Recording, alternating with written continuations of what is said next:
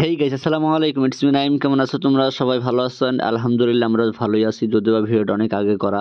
তো ঈদের দ্বিতীয় দিন আমরা হুট করে চলে যাচ্ছি ছোটবাগা, কোনো প্ল্যান করা বাদ দিয়ে।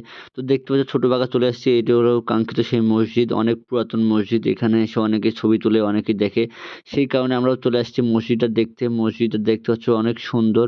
তো উপরে মসজিদের ডিজাইনটা আরো ভালো, জানি না কোন আমলে মসজিদটা করা। তবে অনেকের মুখে শুনছি এটা নাকি অনেক আগেকার মসজিদ। তো উপরের গম্বুজগুলো ভালোই অনেক বড় বড় বিশাল। এটা হয়তো কারো কোনো মানুষ দ্বারা সম্ভব নয়।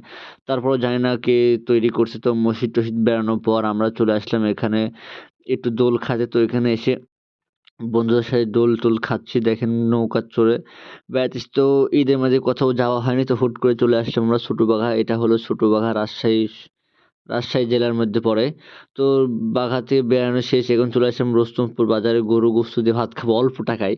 যদিও আমাদের কাছে টাকা অল্প, এই জন্য চলে আসলাম রুস্তমপুর বাজারে। রুস্তমপুর বাজারে এসে ১ প্লেট ভাত এবং গরু গোশত নিয়ে আমরা খাওয়া-দাওয়া শুরু করবো। এই দেখছেন হোটেলে চলে আসছি। তো হোটেলে আসার পর বসার সাথে সাথে